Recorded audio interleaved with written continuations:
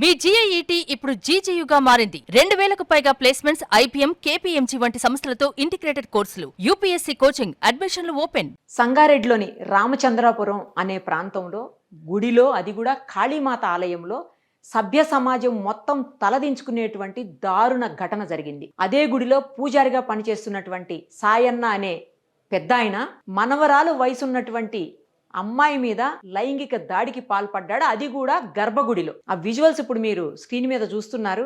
ఎంత దారుణం అంటే, గుడి ఆలయం అంటే చాలా పవిత్రంగా భావిస్తాం. కనీసం అక్కడ మనం బట్టలు లేకుండా ఉండటాన్ని కానీ, లేకపోతే ఇలాంటి ఘటనలు కానీ అసలు ఊహించలేము. చెప్పులు కూడా వేసుకోము మనము.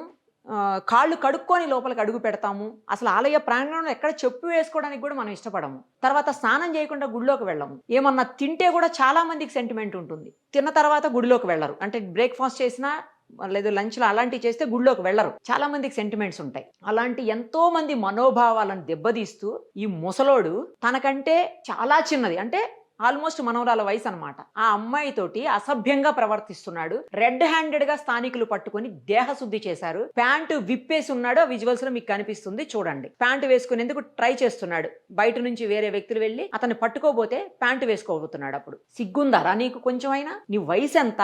నువ్వేంటి? ఆ చేసే పని ఏంటి? ఎక్కడ చేస్తున్నావు? పైగా ఆ పిల్ల ఎంత వయసు, ఎంత చిన్న పాప. నీ ఇంట్లో మనవళ్ళు మనవరాళ్ళు లేరా? నీ కూతురు పిల్లలో, నీ కొడుకు పిల్లలు అయితే ఇట్లానే చేస్తావా నువ్వు? ఇంత దరిద్రంగా ఏంట్రా పనికి మాలినోళ్ళలారా. అది కూడా గుళ్ళో పవిత్రంగా భావించేటువంటి పవిత్రమైనటువంటి స్థలంలో, ఆలయంలో, అమ్మవారి ముందు నీకు కొంచెమన్నా భయం ఉందా? ఫస్ట్ అసలు అమ్మవారి ముందు ఇలా చేస్తే అమ్మవారి నిన్ను ఊరుకుంటుందా? తర్వాత అయినా నీ పని పడుతుంది కదా. కాళీమాత అంటే భయపడతాం జనరల్ గా. ఉగ్ర రూపము, అమ్మవారే మామూలుగా ఉగ్ర రూపం. అలాంటిది కాళీమాత అంటే ఇంకా మహోగ్ర రూపంగా చూస్తాం. అలాంటి కాళీమాత ఆలయంలో నువ్వు ఇంత దరిద్రానికి పాల్పడ్డావంటే నువ్వు అసలు మనిషివా? ఫస్ట్ అది చెప్పు. నీకంటే పశువులు నయమేమో, నీకంటే మృగాల నయమేమో. అంతలా ఉంటే బయటికి పో ఎక్కడన్నా. అంతేగాని ఇలా చిన్నపిల్లల్ని గుళ్ళో అర్ధరాత్రి తీసుకొచ్చి అట్లా చేస్తున్నావు అంటే అసలు నిన్నేం చేయాలి? నిన్నేం చేసినా పాపం తగలదు. ఫస్ట్ అసలు ఒక పవిత్రమైనటువంటి స్థానంలో ఉండి నువ్వు ఒక పవిత్రమైనటువంటి స్థలంలో ఇంత చండాలమైన పని చేస్తున్నావు అంటే నిన్నేమనాలి? నిన్నేం చేయాలి అసలు? ఎందుకురా మీ బతుకులు? ఏం చేసుకోవడానికి? గుళ్ళో పూజ చేయాల్సిన వాడివి గుళ్ళో అంత చండాలమైన పని చేస్తున్నావు, అది చిన్న పిల్లతోటంటే అసలు వాళ్ళు ఎందుకు ఊరుకున్నారో స్థానికులు. వీడి మీద ఎప్పటి నుంచో అనుమానం ఉందంట అందరికీ కూడా. గుళ్ళోకి వెళ్లే వాళ్ళతో అసభ్యంగా ప్రవర్తిస్తున్నాడని చెప్పేసి చాలా కాలంగా చాలా మంది మహిళలు, అక్కడికి వెళుతున్నటువంటి భక్తులు రకరకాలుగా కంప్లైంట్లు చేస్తూ ఉన్నారంట అందరికీ.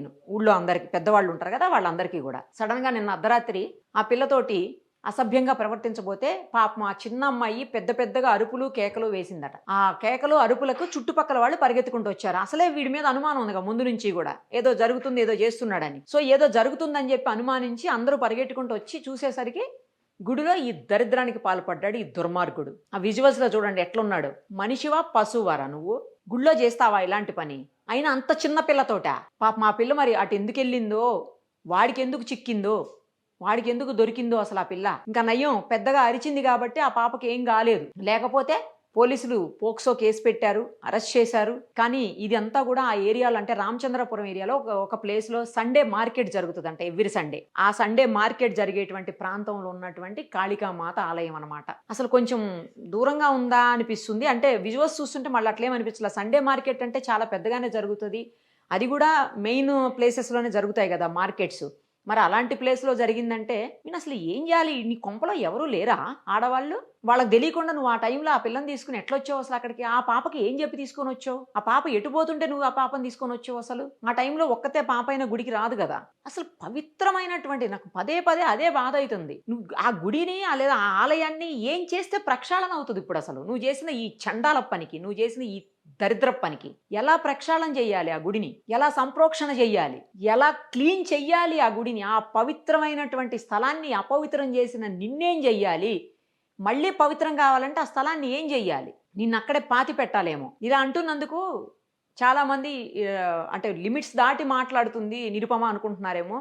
దయచేసి అలా కాదు. అక్కడ జరిగినటువంటి దారుణ ఘటన చూస్తుంటే ఒక్కసారి చూడండి. పాప మా చిన్న పిల్ల బిక్కు బిక్కుమనుకుంటూ ఎట్లా పక్కకు నుంచుందో. వీడేమో ప్యాంటు పట్టుకొని వెళ్తున్నాడు పక్కన. వాళ్ళు గనక రాకపోయి ఉంటే ఏమయ్యి ఉండేది? ఆ పాప భవిష్యత్తు ఏంటి? ఆ పాప జీవితం ఏంటి? ఆ పిల్లకి ఏమన్నా జరగరానిది జరిగితే తిరిగి తీసుకొచ్చేది ఎవరు? ఛీ, మీ బతుకులు. ఏం చేయాలరా, ఎందుకురా ఇలా ఇంత చండాలంగా తయారయ్యారు? ప్రపంచం అసలు ఎందుకు ఇట్లా తయారవుతుంది? వావి వరుసలు లేవు, వయసుతో సంబంధం లేదు, ఆ ప్లేస్తో సంబంధం లేదు, టైంతో సంబంధం లేదు. ఏం దరిద్రంగా ఉన్నారా నాయన, చిచ్చి. కానీ అందరికీ తెలుసు, ఇచ్చోటి కర్మ ఇచ్చోటే, ఈనాటి కర్మ మరునాడే, అనుభవించి తీరాలంటే ఇదే ఈ సృష్టి నియమం. తప్పు చేసినటువంటి ఏ వ్యక్తికైనా శిక్ష పడే తీరుతుంది. అది చట్ట ప్రకారం పడుతుందా, లేకపోతే సమాజం విధిస్తుందా, లేదు అంటే చూస్తున్నటువంటి భగవంతుడు చేస్తాడా, శిక్ష వేస్తాడా? కానీ ఖచ్చితంగా జరుగుతుంది. శిక్ష విధించే తీరతారు. మీరు శిక్ష అనుభవించాల్సిందే. చేసిన ప్రతి తప్పుకి శిక్ష అనుభవించాల్సిందే. పోక్సో కేసులో నువ్వు లోపలికి పోతే మళ్ళీ నువ్వు చచ్చేదాకా బయటికి రావు. నీ వయసు అంత ఉంది కదా మరి. సిగ్గు, శరం, మానం, మర్యాద ఏమీ లేకుండా చచ్చారు ఇంత దారుణంగా. గుళ్ళో గుళ్ళో గుళ్ళో అమ్మవారు పక్కన పెట్టుకొని నీకు కొంచెమన్నా భయం లేదేంటరా అసలు?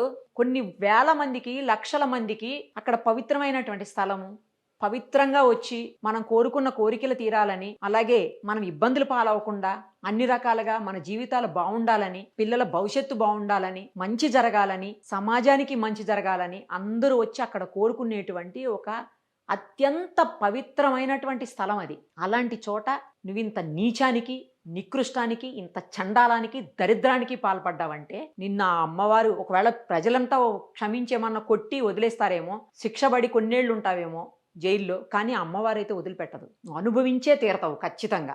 నాకు అసలు వాడిని ఎదురుగుండా ఉంటే అసలు ఎంత కోపం వస్తుందంటే అంత కోపం వస్తుంది. మీ ఇంట్లో కూడా ఉంటారు కదా ఆడపిల్లలు, నీ కూతుళ్ళ రూపంలో, నీ మనవరాళ్ళ రూపంలో, నీ చెల్లెళ్ళ రూపంలో, మీ అక్కల రూపంలో, మీ అమ్మ రూపంలో, ఇలా ఆడవాళ్ళు ఉంటారు కదా. వాళ్ళకి ఏదన్నా జరిగితే ఇట్లానే ఊరుకుంటారా మీరు? ఇలా చేస్తారా అసలు మీ ఆడవాళ్ళ పట్ల మీరు? ఆ పాప అదృష్టం కొద్దీ బయటపడింది పాపం. కానీ చట్టం నుంచి, నేను మళ్ళీ మళ్ళీ అదే చెప్తున్నాను, చట్టం నుంచి తప్పించుకోలేరు. మీరు చేసినటువంటి తప్పుకి శిక్ష అనుభవించే తీరుతారు. ఒకవేళ చట్టం నుంచి ఏ కారణంతో తప్పించుకున్న, ఇంత విజువల్స్ ఉన్న తర్వాత తప్పించుకోలేరు. తప్పించుకున్న తర్వాత ఒకవేళ బయటకు వచ్చేసి హ్యాపీగా ఉందాం అనుకుంటే ఆ అమ్మవారు, ఆ భగవంతుడు మిమ్మల్ని వదిలిపెట్టరు. ఇదైతే పక్కా.